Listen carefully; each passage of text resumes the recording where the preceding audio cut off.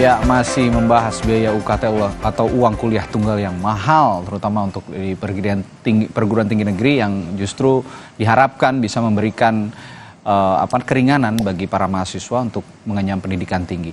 Saya tadi ke Mas Huda sebagai Ketua Komisi 10 DPR RI, Komisi Pendidikan yang ada di DPR.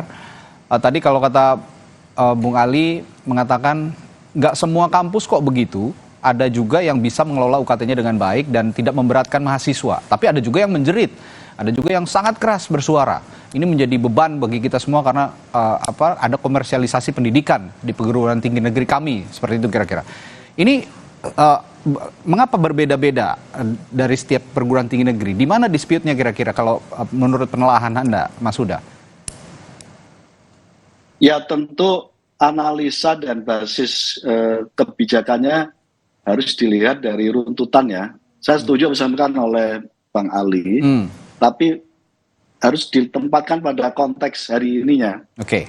Jadi mayoritas kampus di seluruh Indonesia, ini kita ngomongin perguruan tinggi negeri karena yang sedang bergolak hari ini adalah protes teman-teman mahasiswa perguruan tinggi negeri. Jadi hampir mayoritas, karena kebetulan yang hadir di Komisi 10 adalah BEMSI, BEM seluruh Indonesia yang mewakili semua kampus di seluruh Indonesia.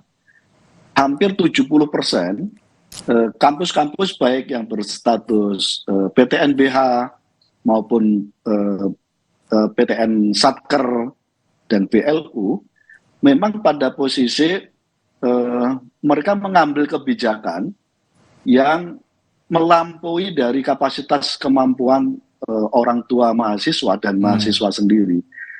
Dan ini perlu dicatat, Mas, yang menjerit ini adalah mahasiswa yang dulu kuliah jalur reguler, jalur yang bukan jalur mandiri ini. Ini jalur reguler yang semestinya betul-betul posisi pemerintah dalam memproteksi. Jadi hampir pasti mereka adalah anak-anak yang tidak mampu dan dalam posisi memang harus diproteksi oleh pemerintah. Nah, betul-betul kita sayangkan karena Permendikbud nomor 2 inilah lalu saya nelpon beberapa rektor menyampaikan karena kami dikasih ruang untuk menaikkan UKT gitu. Nah, pertanyaannya begitu diterapkan kepada mahasiswa reguler itu yang menjadi persoalan serius dan efek kemudiannya adalah ketika jalur reguler aja dinaikkan UKT-nya, apa yang akan terjadi dengan teman-teman yang ada di jalur mandiri? Hampir pasti mereka juga akan mengalami kenaikan, pasti. Gitu. Nah, saat yang sama kita tahu persis bahwa dinamisnya pendapatan kelas menengah kita belum menentu. Tadi disampaikan menyangkut soal misalnya hari ini tiba-tiba kelas menengah kita jatuh menjadi kelas bawah misalnya. Itu tidak 1-2 itu ribuan profil orang tua mahasiswa semacam itu. Nah, pada konteks itu, jadi sekali lagi ini kan soal kita mempertanyakan soal posisi Kemendikbud, posisi Mas Menteri Nadiem ada di mana dalam suasana kisruh protes semacam ini, dan publik menunggu itu sebenarnya. Nah, karena itu satu pertanyaan yang nanti akan kita sampaikan di dalam rapat jam 10 tadi nanti itu, kita akan sampaikan semua kenaikan UKT ini sepengetahuan Kemendikbud tidak, atau bahkan disetujui oleh Kemendikbud, gitu. Nah, pada konteks itu penting, gitu. Pada konteks itu publik supaya penting tahu bahwa ketika ini tak diketahui oleh Kemendikbud dan bahkan disetujui terkait dengan kenaikan ini, berarti ada masalah. Ada masalah dalam cara pandang Kemendikbud mewakili pemerintah melihat persoalan ini. Nah, kita belum ngomongin soal regulasi yang disampaikan oleh Bang Ali. Tapi kita letakkan itu pada konteks bahwa pemerintah masih dikasih ruang memberikan diskresi dan seterusnya dari semua aturan yang ada. Mas Huda. Ya, Bung Ali, bilang begini. Saya mau bilang bahwa cukup periode saya DPR saja, DPR itu menjadi pemadam kebakaran. Jangan DPR itu mengulangi sejarah lama menjadi pemadam kebakaran. Saat sekarang baru Mas Huda dan teman-teman melihat itu, kemudian bicara dengan Mas Nadimnya. Tapi kan yang kita harus bicara itu tidak mungkin satu kebijakan yang dilakukan oleh rektor dan perguruan tinggi itu tanpa regulasi yang dibicarakan dan ditetapkan di Dewan Perwakilan Rakyat Republik Indonesia. Satu pihak yang punya kewenangan tentang pembuat undang-undang bersama-sama dengan pemerintah, dan kebijakan-kebijakan Menteri Pendidikan dan Kebudayaan, Riset dan Teknologi itu melahirkan keputusan menteri untuk kepentingan perguruan tinggi negeri yang tadi kita bicarakan dengan Badan Hukum dan Badan Layanan Publik. Itu yang saya maksudkan tadi. Sehingga klasifikasi UKT pembayaran SPP bagi mahasiswa yang orang tua, kan kita tahu tuh, mahasiswa itu setelah lulus dipanggil, dicek dia punya orang tua, punya gaji, rekening listrik, rumahnya, segala macam dicek. Untuk apa? Untuk menentukan apakah mahasiswa ini dia masuk pada grade atas atau tidak. Anak Mas Huda, anak Ali Mukhtar Ngabalin, ini dia masuk di grade apa bayarnya. Kampus juga tahu loh, kampus juga tahu mahasiswa mana pada level mana diberikan kewenangan kepada mereka. Itulah yang saya maksudkan dengan mari melihat perkara ini tidak secara parsial, tapi kita lihat secara komprehensif. Melalui peraturan itu tadi, undang-undang. Iya, kemarin kan dari istana saya waktu di press conference sama teman wartawan kan saya sudah bilang. Tetapi pemerintah tidak menutup mata dan telinga. Saya hakul yakin sebentar Mas Nadiem akan memberikan jawaban itu juga kepada Mas Huda dan teman-teman di parlemen. Mari Gus. Baik. Ini mari kita simak dulu aturan. Saya akan bacakan aturannya. Sumber pendanaan perguruan tinggi negeri PTN dari mahasiswa dan pemerintah diatur dalam Undang-Undang Dikti, begitu ya, Mas Ubaid ya. Pada pasal 88 ayat 4, pemerintah mengatur UKT prodi sarjana dan diploma di PTN agar tetap terjangkau. Ini diwujudkan melalui pemaknaan UKT sebagai tarif uang kuliah yang tidak tunggal tetapi berjenjang sesuai kondisi ekonomi mahasiswa. Lalu ada juga di pasal 89 ayat 5. Pemerintah mengalokasikan dana bantuan operasional PTN dari anggaran fungsi pendidikan. Subsidi pemerintah ke PTN diberikan dalam bentuk biaya operasional perguruan tinggi negeri, BOPTN, untuk PTN Satuan Kerja, Satker, dan Badan Layanan Umum BLU, serta bantuan-bantuan pendanaan PTN Badan Hukum atau BPPTN BH. Ya, yang jadi pertanyaan, apakah menurut Mas Ubaid juga semua regulasi ini sudah diterapkan saat ini dengan baik untuk tidak membebani masyarakat yang memang membutuhkan bantuan terutama untuk pendidikan tinggi? Nyatanya di lapangan, kampus nggak nerapkan.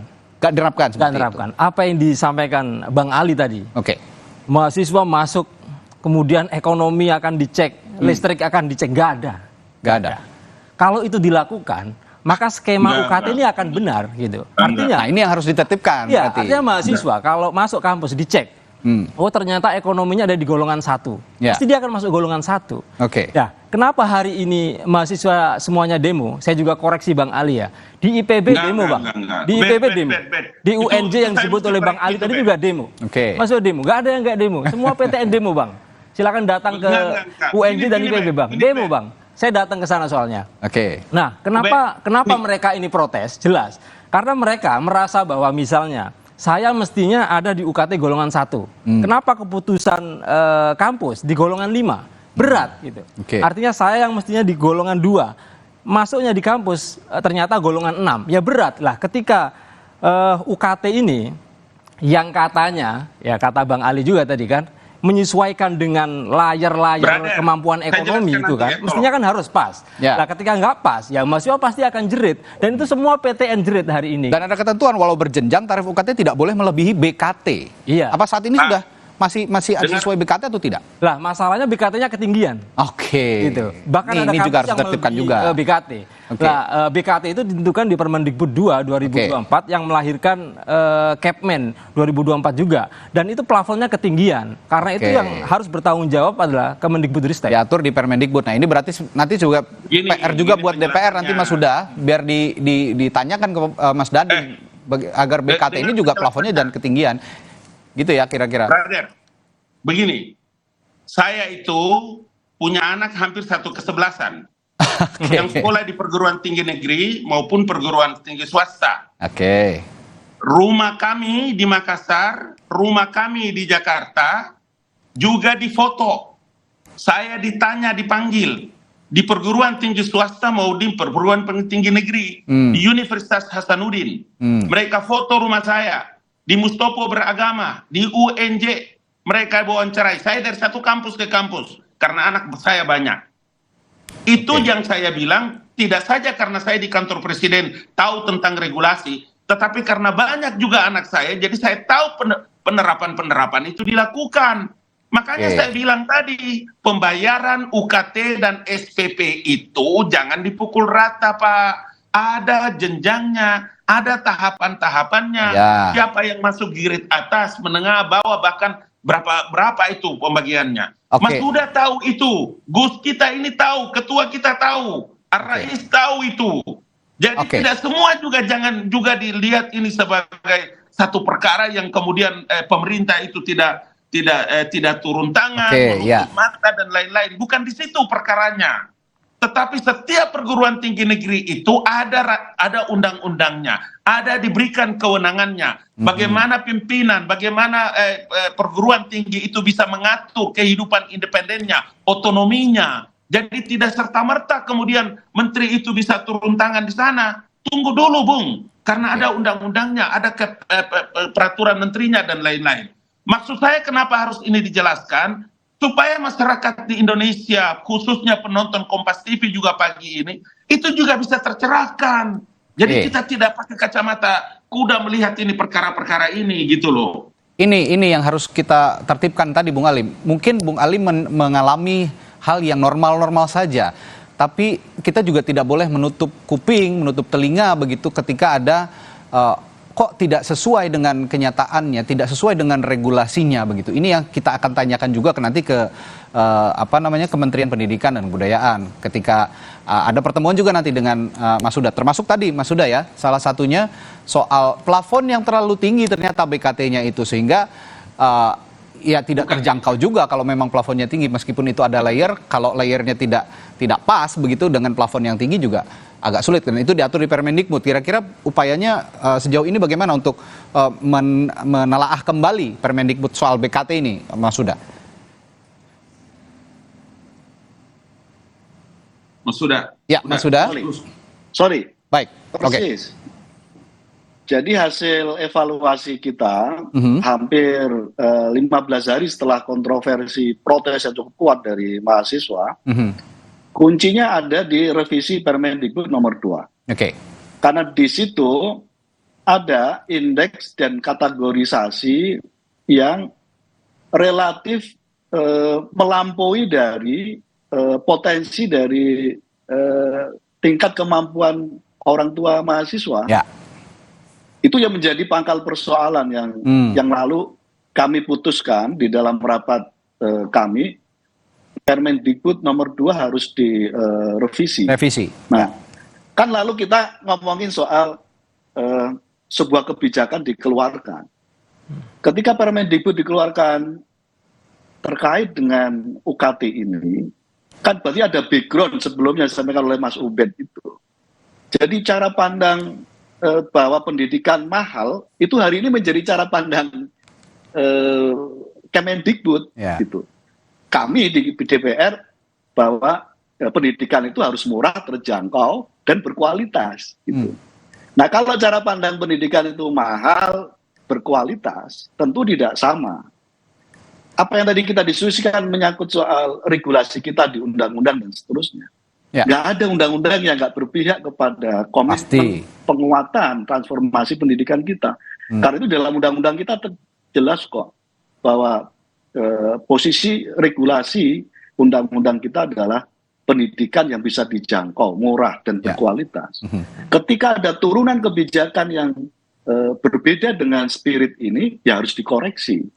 Nah, pada konteks ini, menurut kami yang perlu dikoreksi adalah Permendikbud nomor 2 tahun 2024 dan berbagai turunan yang lain, yang semangatnya tadi itu. Satu, pastikan ini dibatalkan dulu semuanya. Yang kedua, semua mahasiswa yang sedang menempuh pendidikan tinggi tetap bisa berjalan. Walaupun sekarang sampai hari ini saya dapat laporan langsung juga dari teman-teman BEMSI, ada yang sudah menyerah dan tidak akan melanjutkan kuliah. Nah, pada konteks yang begini saya kira sekali lagi Kemendikbud harus mengambil langkah afirmasi, memanggil semua rektor untuk memastikan bahwa skema ini harus ditunda. Nah, tapi sayangnya sampai hari ini kami belum dapat kabar sama sekali langkah afirmasi yang konkret dari Kemendikbud menyangkut soal apa yang akan dilakukan itu. Sampai akhirnya kami mengundang pada pagi hari jam 10 nanti. Jam 10 nanti bisa terlihat juga ya apa jawabannya. Kalau sudah ada langkah-langkah konkret, ada jawaban yang tegas, saya kira DPR tidak akan mengambil langkah untuk memanggil Mas Menteri Nadiem.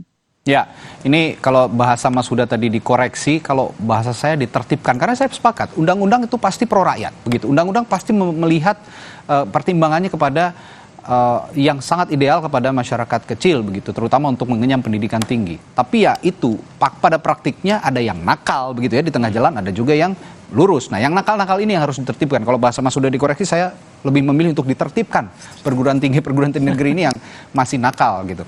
Terakhir, Mas Ubaid, ini Mas Huda juga nanti akan ketemu sama Mas Nadiem, Menteri Pendidikan kita di DPR. Ada yang ingin disampaikan ke Mas Huda untuk disampaikan juga ke Menteri Nadiem, kira-kira apa yang paling mendasar, yang paling krusial gitu untuk masalah UKT yang masih dinilai tidak terjangkau ini?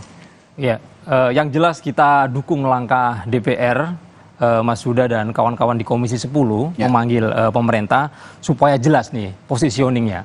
Ya, kita ingin bahwa pendidikan kita itu sesuai dengan semangat para pendiri bangsa. Kenapa NKRI ini didirikan? Yaitu salah satu keinginan para pendiri bangsa ini adalah itu termaktub dalam alinea keempat Undang-Undang Dasar 45, yaitu mencerdaskan kehidupan bangsa. Gitu.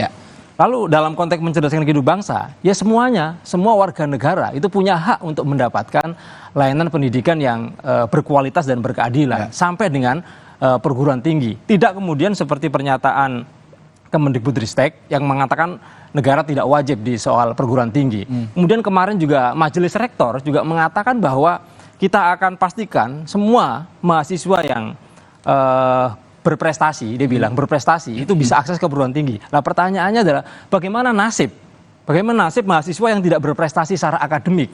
Ini juga bermasalah. Saya pikir pernyataan Kemendikbudristek dan juga Majelis Rektor ini sangat penting ya untuk digarisbawahi bahwa negara ini untuk semua. Untuk semua warga negara mau berprestasi, mau tidak ya, semua diakomodasi ya. Yang ingin kuliah itu diberikan akses. Jadi yang memang UKT golongan 1-2 silakan masuk golongan 1-2 gitu. Jadi jangan sampai ada salah gitu ya. Yang mestinya UKT 1-2 diberikan yang lebih tinggi. Kemudian yang kedua, bentuk konkret nih ya. Misalnya nih, pemerintah seringkali berbicara soal kita punya skema KIP kuliah. KIP kuliah. Hari ini misalnya total mahasiswa di Indonesia ada sekitar 10 juta mahasiswa. Lah, berapa KIP kuliah kita hari ini terserap? Sebelum lebih jauh, KIP itu apa? Bisa dijelaskan ke publik? Ini adalah skema yang digunakan oleh pemerintah untuk membantu mahasiswa di golongan UKT 1 dan 2. Oke kan gitu. Nah, dalam Permendikbudristek itu dibilang bahwa UKT golongan 1 dan 2 itu minimal 20%. Minimal ya, 20%. Artinya kalau kebutuhannya lebih dari 20% itu harusnya dilebihkan, tidak hanya 20%. Lah, coba kita lihat data penerima KIP kuliah. Di Indonesia sampai sekarang, penerima KIP kuliah dan dana yang disediakan, itu nggak lebih dari 1 juta penerima KIP kuliah, 900 sekian gitu. Nah, sementara jumlah mahasiswa Indonesia sampai hari ini itu sekitar 10 juta. Artinya 1 juta dari 10 juta itu nggak nyampe angka 10% gitu. Lalu di Permendikbud bilangnya minimal 20%. Padahal KIP kuliah 10% aja nggak nyampe. Itu kan artinya apa yang disampaikan oleh Bang Ali tadi dengan apa yang di lapangan itu nggak sinkron gitu, nggak sinkron gitu. Artinya cek UKT di lapangan golongan 1 dan 2 itu nggak terjadi gitu. Ya, terakhir Bung Ali ada pesan terakhir menutup perbincangan kita pagi hari ini. Saya mau bilang kepada UB dan kalau menyangkut apa yang tadi disebut dengan skema yang tadi disebutkan oleh UB itu, ada dua hal yang memang harus dijelaskan. Yang kita bicarakan tentang posisi uang semester atau apa tadi yang kita sebutkan dalam perbincangan ini terkait dengan kedudukan universitas, maka saya ingin memberikan masukan sedikit juga nanti kepada Gus Daya supaya nanti sebentar bisa klopnya dengan Pak Menterinya. Saya dengar tadi jam 10 katanya. Ya, betul. Nanti begini, dalam posisi seperti ini menurut saya kita ini, saya punya rumah besar itu di Dewan Perwakilan Rakyat Republik Indonesia. Jadi kami ini punya frekuensi yang sama. Nanti dikasih tahu supaya melihat terhadap alokasi anggaran pendapatan belanja negara untuk pendidikan yang 20% itu tadi sebetulnya bagus sekali dijelaskan oleh Gus Huda tadi, cuma lebih terperinci lagi. Sehingga apa? Setiap perguruan tinggi itu juga punya alokasi anggaran-anggaran terhadap setiap orang yang berprestasi dan setiap orang yang memiliki kualifikasi ilmu yang tinggi dengan beasiswa, dengan anggaran-anggaran yang tersedia. Jadi dalam posisi inilah ketika mahasiswa, anak-anak, adik-adik kita memprotes terkait dengan uang semester yang besar dan lain-lain sebagainya, saya juga ingin mengatakan supaya mari kita bicarakan ini. Kemudian salah satu yang paling terpenting adalah bagaimana memang universitas itu bisa memiliki kreativitas untuk bisa menyelesaikan di beberapa universitas. Beberapa. Kalau tadi yang Mas Huda bilang itu, ya tentu saja solidaritas, dia harus datang dengan satu yang sama. Kira-kira begitu. Baik, terima kasih Bung Ali Mokhtar Ngabalin dari Kantor Staf Presiden, lalu juga ada Koordinator Nasional Jaringan Pemantau Pendidikan Indonesia JPPI, Mas Ubaid Matraji, dan juga ada Ketua Komisi 10 DPR RI, Komisi Pendidikan kita DPR RI yang akan bertemu nanti dengan Kementerian Pendidikan dan Kebudayaan.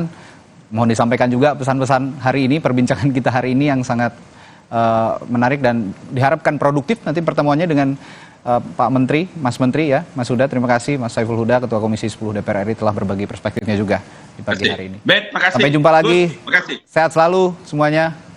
Assalamualaikum warahmatullahi wabarakatuh. Saudara, ada informasi lainnya yang akan kami perbincangkan juga setelah jeda. Seorang petani di Subang, Jawa Barat ditipu hingga 500 juta rupiah oleh komplotan oknum anggota Polri dengan modus bisa meloloskan anaknya jadi anggota Polri. Ironisnya, anak petani ini justru dijadikan semacam asisten rumah tangga di rumah seorang anggota Polri. Saat lagi perbincangannya bersama Adisti Larasani.